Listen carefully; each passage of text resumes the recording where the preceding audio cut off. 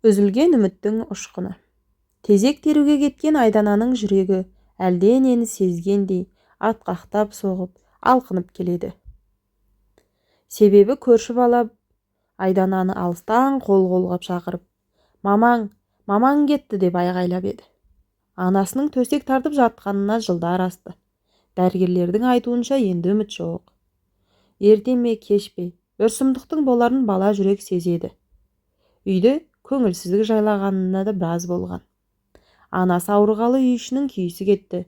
Айдана үйге жақындаған сайын өзінен өзі аяғы алға баспай ауырлап қалғандай. Өйткені үй жаққа қараңдаған адам жиналып қалыпты. Ол бәрін түсінді. Айдана аңырап жылаған күйі төргі бөлмеге қарай өтті. «Мама, өлмеші, мама, не болды?» деп аңырап жылаған балалардың дауысы құлақты тұндырып жібергендей.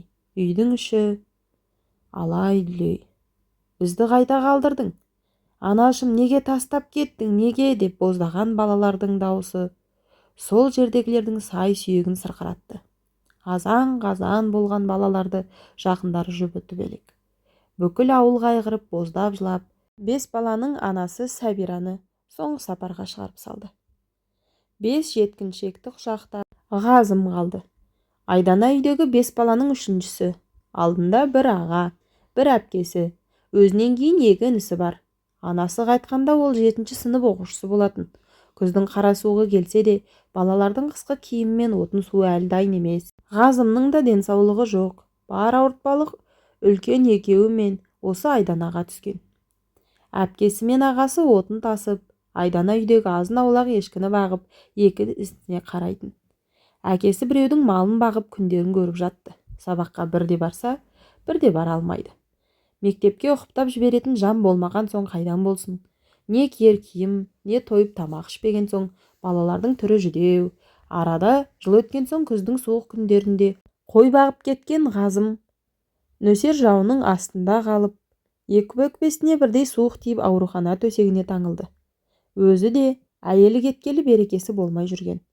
Қыс ортасы болғанда 5 баланы тұл жетім етіп әке де Сәбираның артынан кете барды. 40 өткен соң әркімнің өз үйі жайы бар, жақындары жан-жаққа тарасты. 5 бала өз күндерін өздері көріп қала берді. Күндердің бір күні сол үйге жасы 30-ға таяп қалған бір еркек келгіштеп жүр.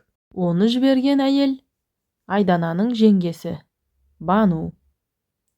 Жәнібек 18 жасында қаланың қызына сүйем, күйем деп үйленіп, кейіннен ол қаланың шөп желкесі ауылдың тірлігіне шыдай алмай ажырасып кеткен. Бұл оның артынан бармады.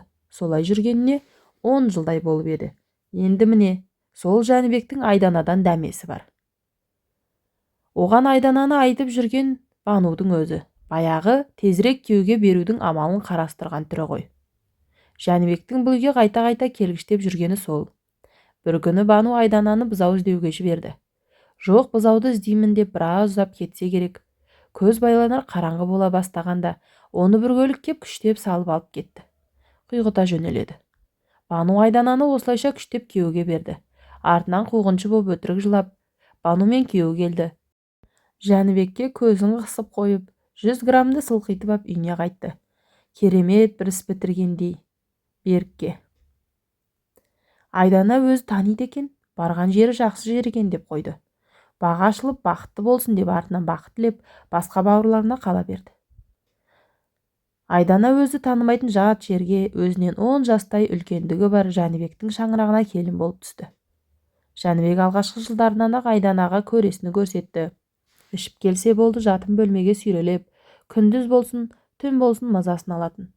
Қайта енесі марқұм тірі кезінде Айданаға қамқор боп, қорғаштап еді. Себебі ұлының дүлей мінезін білетін. Келін боп түскеннен соң 6 айдан соң аяғы ауырлап, тұңғыш ұлын дүниеге әкелді.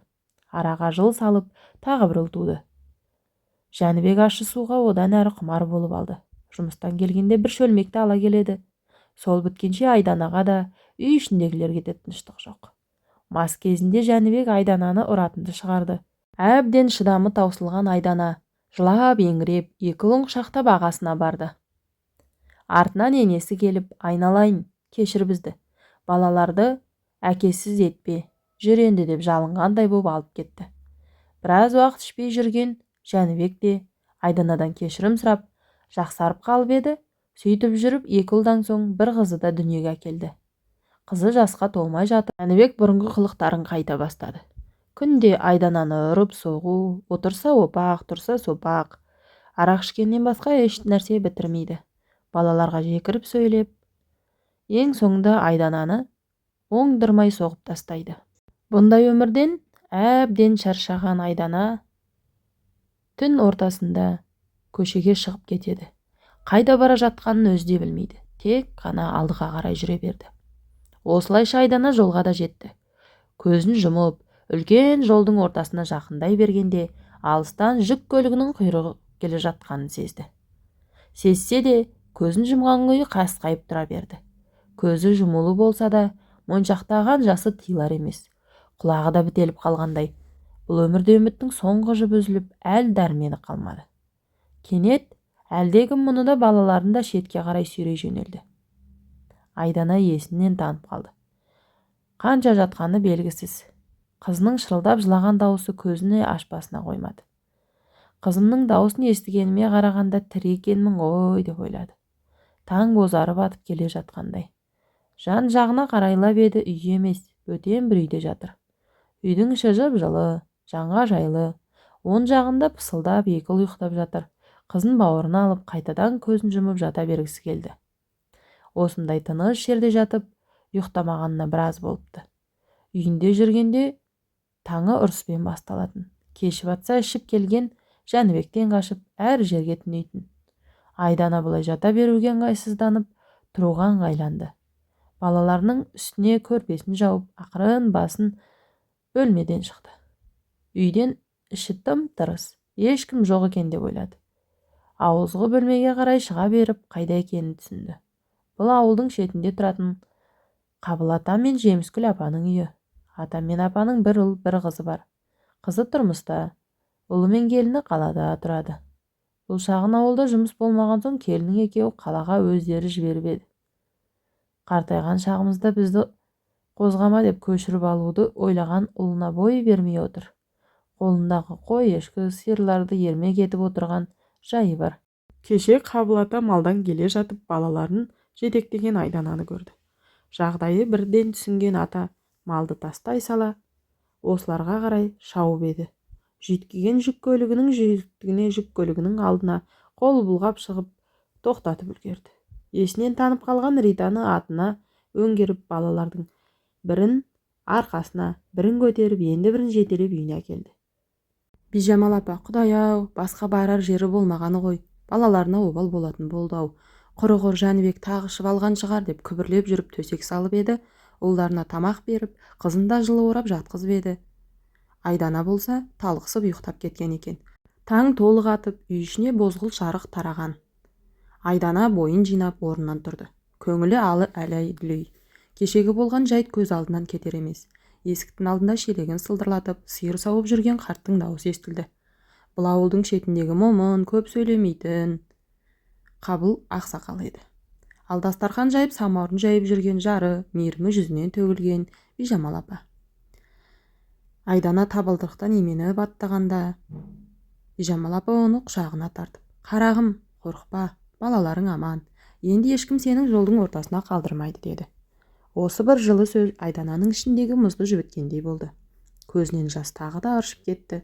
Бірақ бұл жолғысы шарасыздықтың емес, тірі қалғанына, балаларының қасында екеніне шүкіршілік екенінің көз жасы. Қабыл ақсақал малдан кіріп, «Қызым, кеше бір Алла сақтады. Өзіңді де, балаларыңды да дөңгелек астынан жұлып алдық. Енді ойлан, өмірдің жолының ортасында тастап кетуге болмайды» деді сабырмен. Айдана үнсіз бас изеді. Кеше ғана үміттің соңғы жібі үзілгендей көрінген. Алдына шағын үйдің жылуы, екі қарттың мейірімі оның жанын қайта тірілткендей. Күн артынан күн өтті. Айдана балаларымен сол үйде уақытша паналап қалды. Қабыл ақсақал ауылдың ақсақалдарын шақырып, мәселені ортаға салды. Жұрт та үнсіз қала алмады. Себебі Айдананы көрген қорлығын бәрі білетін. Бірақ отау ішіндегісі деп араласпай жүрген еді. Бұл жолы үнсіздік бұзылды. Ауыл ақсақалдары Айдананың күйеуін Жәнібекті шақыртты. маскүнемдікке салынып, үй ішін тоздырып жүргенін бетіне басты. Балаларының көз жасын, әйелінің жан азабын есіне салды. Жәнібек алғашында қасарысып бақты, бірақ ауылдың үлкендерінің алдында төмен қарап отырды. Сөзге тоқтар қазақтың баласы емес пе? Ақыры үндемей қалды. Айдана болса бұл жолы қайтып бармайтынын айтты. Даусы дірілдегенімен сөзі нық еді. Балаларымды жетімсіретпеймін, бірақ қорлыққа да қайтпаймын. Мен өлсем, олар кімге қалады, деді.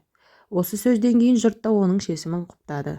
Қабыл ақсақалдың қаладағы ауылға келіп, Айданаға аудан орталығынан шағын жұмыс тауып берді. Балалары мектепке орналасты. Бижамал апа қызындай көріп бағыт-бағдар беріп отырды. Алғашқы айлар оңай болмады. Айдана талай түн көз ілмей өткен өмірін ойлап жылады. Бірақ әр таң сайын 3 баласының жүзіне қарап қайта күш жинайтын. Көктем келді, қар еріп, жер бусанды. Айдана да ішіндегі қатып қалған мұзды біртіндеп еріткендей болды. Енді ол жолдың ортасында емес, өмірдің жаңа соқпағында келе жатқанын сезді. Бір күні кешке үлкен ұлы жанына келіп, «Анашым, сен жылама, мен өскенде сені қорғаймын», деді. Сол сәтте Айдана алғаш рет шын жүректен жымиып еді. Жылдар өтті. Айдана еңбекқорлығымен елге сыйлы болды. Балалары тәрбиелі, зерек болып өсті. Кезінде үміті үзілген әйел енді басқа тағдырлы жандарға сүйеу бола бастады. Өмірді тастауға болмайды деген сөзді жиі айтатын. Ауыл шетіндегі шағын үйде тұратын Қабыл ақсақал мен Бижамал апа үшін Айдана туған қызындай болып кетті. Айдана кейде сол бір қараңғы түнде еске алады. Көзін жұмып, жүк көлігінің гүрілін күткен сәтін. Егер сол күні бір мейірімді қол сүйремегенде, бүгін болмас еді. Өмір кейде адамды ең түбіне дейін құлатады екен, бірақ дәл сол түбіне қайта көтерілуге де күш береді. Айдана соны түсінді. Енді ол жолдың ортасында емес, өз жолының басында тұр еді. Құрметті тыңдарман, әңгіме ұнаса, пікір қалдырып, достарыңызбен бөлісіп, лүпіл басып қойыңыздар. Баршаңызға рахмет.